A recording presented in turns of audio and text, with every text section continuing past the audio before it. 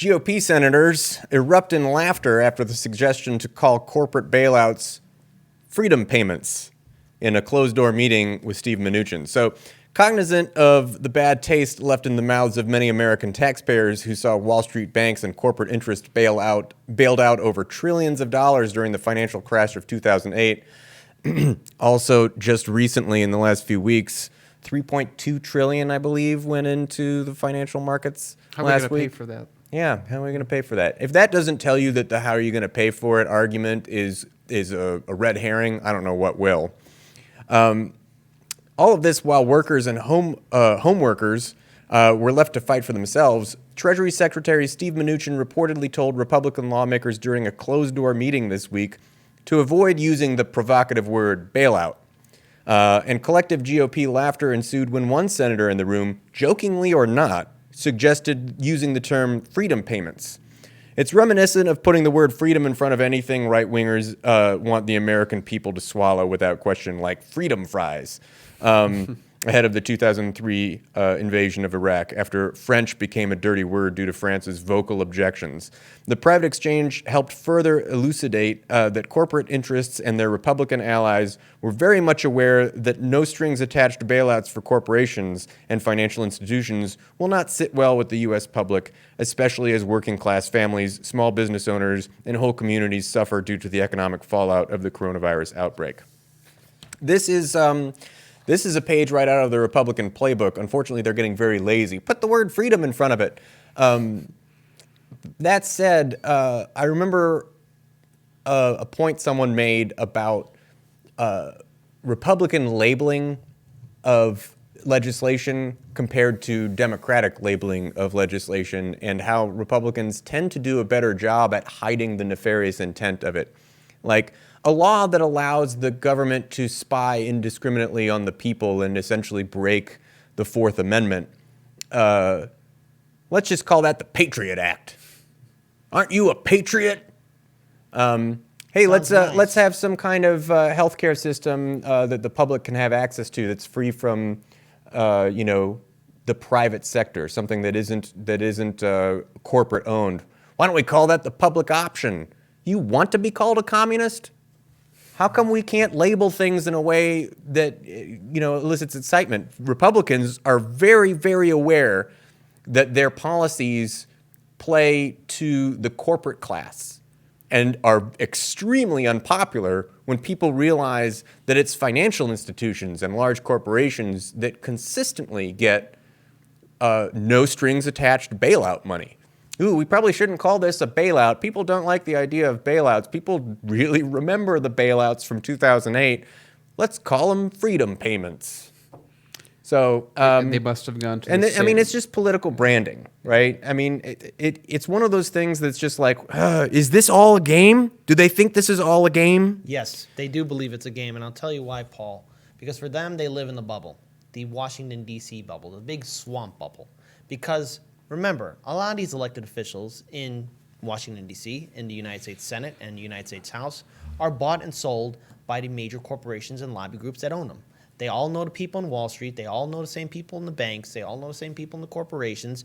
They listen to the fossil fuel lobby groups, the pharmaceutical industry, the health insurance industry, the military-industrial complex, the prison-industrial complex. So, of course, they're going to think it's a game because they get to play back and forth with large sums of money. The Democratic establishment and the Republican establishment are all the same thing. They are all one. They are all friends. So if they're going to laugh behind our backs, in closed doors, they're going to do it. Because you want to know why? They don't really have to work for us. They only work for their donors. 90% of the time, they're on the phone begging for money, like cheap little scam artists. That's what they are. That's what they'll always will be, unless we step up and get those bastards out of office. Because right now, and I don't know if Trump or any of the other politicians are going to watch this video, if you don't come up with a decisive plan to help out the working class families, and that means everyone, not your friends in Wall Street or the big banks. If you don't help people, people are going to be starving. People are going to be angry. People are going to be unemployed. There's going to be no money. And rational people will have to look to alternative methods to provide for their friends and their families and their communities. But the one thing that's going to be crawling around the back of people's minds is, why didn't Washington, D.C. help us? And you guys will lose your power leverage, and support from the American people, because the big fall of a government or any kind of institution is when it's no longer considered legitimate by the people. And when's the last time the United States Congress has done anything for the American people? When was the last time they actually really helped us out? Because they're bailing out the banks. You already saw what they did in one day with $1.5 trillion. They bailed out their friends, and then it disappeared like that. Could you imagine if we got $1.5 million trillion? 1.5 trillion. You got it. You got it. $1.5 trillion. Sorry, I'm so angry about this because this is not a game. People are going to get hurt if action is not taken. Daniel. Yeah, so I just want to say first and foremost, I'm really glad that that consultant that Andrew Yang hired when he got the freedom dividend found some new work. Good for him. No, this is why Republicans win, because they're at least good at what they do. They have an idea, they deal with it, they go with it, they convince people, and like Paul said, it doesn't matter if they literally have the most draconian, the most 1984 type titles for the bills. Oh, we're a bill that takes away your privacy. We'll call it the Patriot Act. This is why this is actually a bigger story about why Democrats are utter failures. Because even when they come up with good policy, they're like, oh, we'll call it the Budget Act of 1983, and then we'll put a dot there, then an umlaut somewhere, and then it'll be like, yeah. And then the Republicans tear it to shreds. It's a real shame that the Democratic Party is such a fraud that we're at a spot, and it's like where we're talking about how Trump actually is like, hey, maybe let's give everyone $1,000. How are we in a position where the Republican Party is simultaneously to the right of the Democratic Party and might just win the left of the Democratic Party at the exact same time? How is it that this happened when Obama was president and the '08 crash happened? What did he do? Did he help the people? No, he actually made wealth disparity in terms of race. So if you look at the difference of how much white people own, how much black people own, it actually had, over time, since the end of slavery, had been slowly moving towards intersection. Obama, by his action, brought it back to that same disparity. What a wonderful job by a Democrat. And everyone, of course, loved him for it because reasons and stuff. Because of Bush. Because he's not Bush. And it's like, something hit me a couple days ago. It was like, the way that Democrats view Trump is no different from how Republicans viewed Obama. It's partisan. It's a football game. It's nothing. It's just a team. And here we have Republicans still able to take advantage of that by knowing how to at least brand themselves by talking about this freedom. Throw freedom in it. These are Republicans. We know how people think. Democrats don't even give it that, oh, we'll give it an intellectual title. That means nothing. That no one feels anything from. This is sad, this is depressing, but it's obvious. It's what we're used to. It's what the Republicans are good at. That's why they win with my minority of support of the country. And the Democrats, when they have the option, like in this election cycle, to expand their base, get more people involved, get more people active, just win. Just win by winning. They're like, no, we're going to rig the election. We're going to get Biden in, then we're going to get everyone else to go so that when Biden goes to the election, it's just like 2016, and he will lose to Trump, and then we will blame all the people who didn't do as they were told, even though it's not the job of the voter to do what the party wants, because, again, they're a private party, so screw off. The Republicans, it's crazy that we're in a situation where Republicans might beat Democrats on socialism. Yeah. What the hell is wrong with this country? Well, we know. Well, you know, the thing is, I think, Paul, I want to pass it over to Paul, but I think what we have to take away from is this is why we have to get involved in our political system. It's not choosing a party or reforming a party from within or going for third parties. We have to change the way we do elections because right now, again, decisive action needs to be taken because if it's not, I can't predict the future, but imagine millions of Americans starving, without work, without pay, without homes. Yeah, it's going to look really, really ugly.